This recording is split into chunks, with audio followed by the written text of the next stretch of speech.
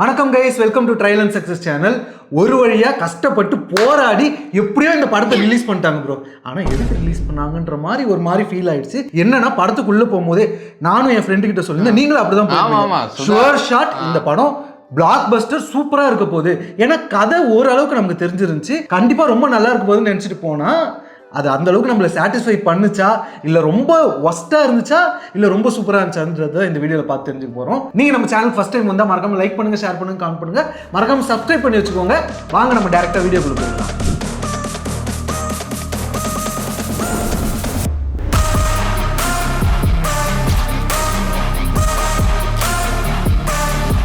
சரி, okay bro, என்ன மாதிரி நீங்களும் நல்லா கான்ஃபிடென்ட்டா தான் உள்ள போயிருப்பீங்க. கண்டிப்பா. ஏன்னா சுதா கங்குரா டைரக்ஷன் ஒரு பயோபிக்னு சொல்ல முடியாது, ஒரு உண்மை சம்பவம் ஏற்றி பண்ண ஒரு படம். ஆல்ரெடி அவங்க 2 பயோபிக் எடுத்து நம்மளுக்கு எல்லாமே தெரியும். பயோபிக்னு சொல்ல முடியாது, பட் இறுதி சுற்றியான சூரியரை போட்டு ஈவன் தங்கமான அந்த எமோஷனல் கனெக்ட் கொடுக்குற ஒரு டைரக்டர். இப்படி ஒரு கதையை எப்படி மிஸ் பண்ணுவாங்க? ஏன்னா அவங்க ஆல்ரெடி வெல் இருக்குன்னு இருக்கும்போது கிராஜுவலா எனக்குலாம் எக்ஸ்பெக்டேஷன் இருந்தது. லிட்டரலி சொல்ல போனா ஜனநாயகனோட எனக்கு பர்சனலா இந்த படத்து மேல எக்ஸ்பெக்டேஷன் கொஞ்சம் அதிகமா இருந்தது. சும்மாறா, நானே நொந்து போயிருக்கேன். ஓகே ப்ரோ, உங்களை இந்த படம் சாட்டிஸ்ஃபை பண்ணுச்சா? எங்க இந்த படத்துல பிரச்சனை இருக்குன்னு நினைக்கிறேன்? எனக்கு ஃபீல் பண்ண ஒரு விஷயம் என்னன்னா, நான் ரீசெண்டா பார்த்த படத்துல one of the most edited film வந்து நான் இதெல்லாம் நான் சொல்லுவேன். ஓகேவா, எனக்கு ரொம்ப அப்ரப்டா இருந்த மாதிரி தான் இருந்தது. அந்த அப்ரப்டா என்ன வந்து அந்த ஃபிலிம் வியூவிங் எக்ஸ்பீரியன்ஸே எனக்கு வந்து கம்மி பண்ண மாதிரி எனக்கு ஒரு ஃபீல் இருந்தது.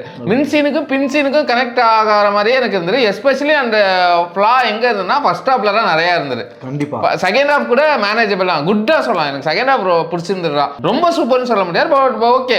ஏன்னா எனக்கு நீங்க சொன்ன மாதிரி ஏன் அந்த எக்ஸ்பெக்டேஷனா, பராசக்தி வந்து டைட்டில்ல இருந்து ஆரம்பிச்சு அந்த பேசுற கண்டென்ட்ல இருந்து எல்லாமே 1965ல ஒரு ஸ்டூடெண்ட்ஸ் ரெவல்யூஷன், கிட்டத்தட்ட நம்ம தமிழ்நாடை பொறுத்த வரைக்கும் அதுதான் ஒரு ஃப்ரீடம் ஸ்ட்ரகிள் மாதிரி. நம்ம இந்தியாவை சொன்னாலுமே அதை பேஸ் பண்ணி ஒரு இப்ப கரண்ட்ல இருக்கிற கவர்மெண்ட் இப்படி இவ்வளவு பெரிய கட்சியான மெயின் மோட்டோவே அதுதான். அப்போ ஒரு ஸ்டூடெண்ட்ஸா நம்மளுக்கு தெரிஞ்சதான் ஜல்லிக்கட்டு திருநெல்வேலி ஷூட்டோட அந்த இன்சிடென்ட்லாம் அதெல்லாம் அதோட ஒஸ்ட் தமிழ்நாடு வரலாற்றுல ஒரு பயங்கரமான ஒரு ஷூட்டோட இன்சிடென்ட் பேஸ் பண்ணி ஒரு எடுத்த படம். நான் அதை பத்தி நிறைய டீட்டெயிலாக பார்த்துட்டு வர இருந்தேன். ஒரு கொஞ்ச நாளாவே பார்த்துட்டு இருக்கேன். படம் பார்க்கணும் அந்த இது போகும்போது ஓகே சூப்பரா எடுத்திருப்பாங்க அப்படின்னு பார்க்கும்போது ஃபர்ஸ்ட் ஹாஃப்ல எஸ்கே வந்து ரத்தமாலா எனக்கு வடிவேல்லாம் மாலா என்னடா பண்ணிட்டு இருக்கீங்க படத்துல அப்படிதான் எனக்கு ஒரு ஃபீல் கொடுத்துட்டாங்க. எஸ்பெஷலி அந்த ஃபர்ஸ்ட் ஹாஃப் ஓகேவா, ஃபர்ஸ்ட் ஹாஃப் நீங்க படம் என்டர் ஆகும்போது உங்களுக்கு கூஸ் பம்ப் சொன்னீங்க. எனக்கு ஃபர்ஸ்ட் 15 நிமிஷமே ஓகேடா அப்படின்னு இருந்தது. ஏன்னா ஒரு சூப்பரான இது எங்கேயுமே வேஸ்ட் பண்ணாம ஸ்டோரிக்குள்ள போயிட்டாங்க. ஃபர்ஸ்டே ஸ்டோரிக்குள்ள போய் ஒரு பேங்கரான ஒரு இன்ட்ரோ சீக்வன்ஸ் ஒரு 15-20 நிமிஷம் செமையா இருந்தது. ஓகேடா, அவரோட ஒரு பெரிய பிளாக் பஸ்டர் என்ன சாட்டிஸ்ஃபை பண்ணல, ஒரு மூட் செட் பண்ணிடுச்சு அந்த படம். அவங்க மார்க் வந்துருச்சுடா, மூட் செட் பண்ணிட்டாங்கடான்னு போகும்போதுடா மாலான்னு வந்துட்டாங்க அவங்க. அங்க படுத்த படம் தான். அதோட இன்ட்ரோல் பிளாக்கு முன்னாடி ஒரு 20 மினிட்ஸ் இருக்கும்னு நினைக்கிறேன் அந்த சீக்வன்ஸ். அங்க புடிச்சிட்டாங்க ப்ரோ. சூப்பரா ஓகேவா, சூப்பரா இருந்தது. லிட்டரலா எனக்கு இன்ட்ரோல் பிளாக் வந்து ஒரு கூஸ் பம்ப்ஸ் தான் கிரியேட் பண்ணுச்சு. ரொம்ப நாள் ஆச்சு ஒரு கூஸ் பம்ப்ஸா இருக்கும். நான் அதெல்லாம் படம் ஃபுல்லா எதிர்பார்த்தேன். ஆக்சுவலா எனக்கு அங்கதான் மிஸ் ஆயிடுச்சு.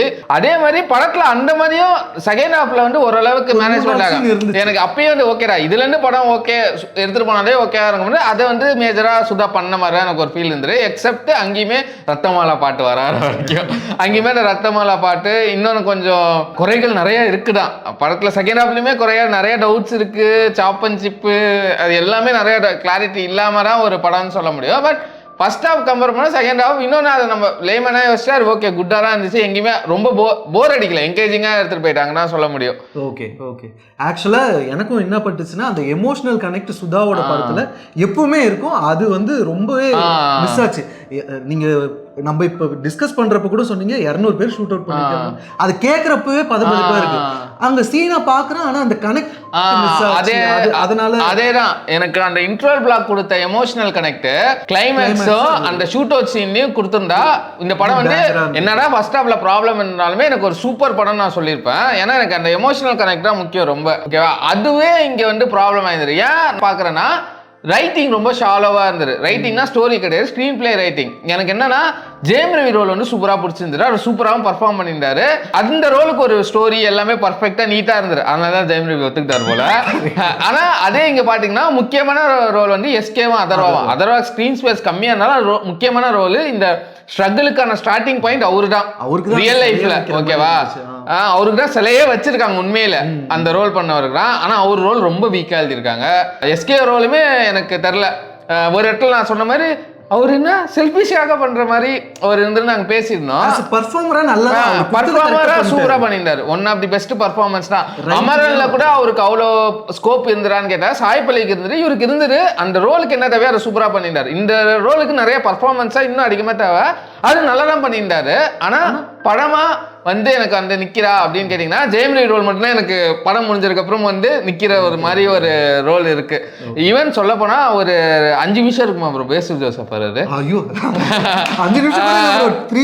அவருக்கு அந்த ரோல் வெயிட்டேஜ் சூப்பரா இருந்தது. ஒரு 3 மினிட்ஸ் ரோல்னால அவர் என் மூஞ்சி மனசுல நின்னுட்டே இருக்காரு பேசில் ஜோசப். அந்த சீன் வந்து கூஸ் பம்ஸா இருந்தது. ஆனா அத படம் ஃபுல்லா நான் எக்ஸ்பெக்ட் பண்ணேன்னா என் பிரச்சனையே. அதுக்கு மெயினான ரீசன் எங்கன்னா இவங்க சென்சார் போர்டு கூட சொல்லலாம். ஆனா சென்சார் போர்டு எல்லா இடத்துலயும் சென்சார் போர்டு ப்ராப்ளமா இல்ல, வேற ஏதோ படத்துல ஒரு ரஷ்யா படமா எடுத்த மாதிரி ஒரு ஃபீல் இருந்தது. எடிட்டிங்க அப்படின்னா ஒரு ஃபீல் இருந்தது. ஏன்னா இந்த படம் வந்து ஒரு ஸ்டோரியா இல்ல மேக்கிங்காவுமே நல்லா பண்ண மாதிரி தான் எனக்கு ஒரு ஃபீல் இருக்கு. படம் எங்க உட்கார்ந்துன்னா எடிட்டர் டேபிள்ல வந்து எங்கேயோ படுத்த மாதிரியே ஒரு ஃபீல் இருந்தது. ஏன்னா டெக்னிக்கலா இது ஒரு பயங்கரமான படம். ஜிபியோட மியூசிக்கா இருந்தாலும் சினிமாட்டோகிராஃபி எனக்கு ரொம்ப பிடிச்சிருந்தது. ப்ரொடக்ஷன் வேல்யூ என்னடா இவங்க வந்து ஒரிஜினல் லொகேஷன் தான் அந்த மூட பயங்கரமா செட் பண்றாங்க, எங்க செட் தேவையோ அது சூப்பரா இருந்தது. டெக்னிக்கலா எடிட்டிங்கை தவிர மீது எல்லாமே டெக்னிக்கலா சூப்பரா இருந்தது. பர்ஃபார்மன்ஸ் வச்சுமே ஜெயம் ரவி நம்ம ஸ்ரீலீலா என்னடா கண்டென்ட் ஓட்டினாலுமே அவங்களோட அந்த கிளைமேக்ஸ் சீக்வன்ஸ் வந்து சூப்பரா இருந்தது. அவங்க ரோலுமே நல்லா தான் எழுதினாங்க. ஆனா எஸ்கே இதுதான் எழுதல, எஸ்கேவும் நல்லா நடிச்சிருந்தாரு. அதர்வாக்கு ரொம்ப ஸ்கோப் கம்மி அந்த படத்துல. தாண்டியுமே ஓகே ஓகே அப்படின்னா பர்ஃபார்மன்ஸே எனக்கு குறை சொல்ல முடியாது. மெயினா எனக்கு படத்துல ஸ்கிரீன் பிளே இன்னும் பெட்டரா இருந்திருக்கலாம் அப்படின்னு ஒரு ஃபீல் இருந்துட்டே இருந்தது. இதனால நாங்க என்ன சொல்ல வரோம்னா இந்த படத்தை பார்க்கவே கூடாது அப்படின்னு இல்ல, சூப்பரா இருந்துச்சு, நல்லா தான் இருந்துச்சு.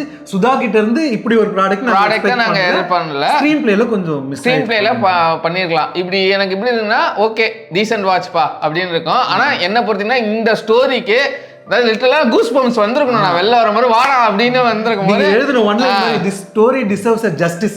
This story deserves better justice in screenplay. அப்புறம் நான் சொன்னேன் in writing, character writing அது மிஸ் ஆயிடுச்சு. என்னன்னா ஒரு படம் பாக்குறோம் அப்படின்னு ஒரு ஃபீல் இருக்கு. எனக்கு அப்படி வரக்கூடாது. படம் பார்த்துட்டு 3 நாள் தூங்க கூடாது. நான் எக்ஸாக்டா சொல்ல போனா சிறை தான் நான் கம்பேர் பண்ணுவேன். அந்த படம் பார்த்துட்டு என்னால வெளில வரவே முடியல. அந்த மாதிரியான ஒரு ஸ்டோரி அது வந்து நம்மளுக்கு என்னடா வந்து இன்னொருத்தவங்க ஸ்டோரியா இருந்தாலும் அந்த கனெக்ட் பயங்கரமா இருந்தல. இது நம்மளுக்கான ஒட்டுமொத்த கம்யூனிட்டிக்கான ஒரு ஸ்டோரின்னு வரும்போது அது இன்னும் I should have given like it should have given more goosebumps ன்னு சொல்லிருக்கலாம், இல்ல மோர் கனெக்டிவிட்டின்னு இருக்கலாம். அந்த கனெக்டிவிட்டி இல்ல, அதான் இந்த படத்துல ப்ராப்ளம். அதனால என்ன கேட்டீங்கன்னா ஒரு டீசென்ட் வாட்ச். கண்டிப்பா நீங்களும் போய் தியேட்டர்ல பாத்துட்டீங்கன்னா உங்களோட கருத்தை கீழே கமெண்ட்ல மென்ஷன் பண்ணுங்க. நாங்க ஏதாவது தப்பா சொல்லியிருந்தாலும் நீங்க சொல்லலாம், உங்களுக்கு ஏதாவது சரின்னு போட்டாலும் நீங்க சொல்லுங்க. ஓகே, கண்டிப்பா சொல்றோம். நாங்க வந்து உண்மையா சொல்றோம். உங்க வீச மறக்காம கமெண்ட் செக்ஷன்ல பதிவு பண்ணுங்க. நீங்க நம்ம சேனல் ஃபர்ஸ்ட் டைம் இருந்தா மறக்காம லைக் பண்ணுங்க, ஷேர் பண்ணுங்க, கமெண்ட் பண்ணுங்க, மறக்காம சப்ஸ்கிரைப் பண்ணி வச்சுக்கோங்க. அடுத்தடுத்து நிறைய ரிவ்யூ வீடியோஸ் அடுத்தடுத்து வீடியோஸ்லாம் வந்துட்டே இருக்கு. கண்டிப்பா பார்த்து சப்போர்ட் பண்ணுங்க. பாய்.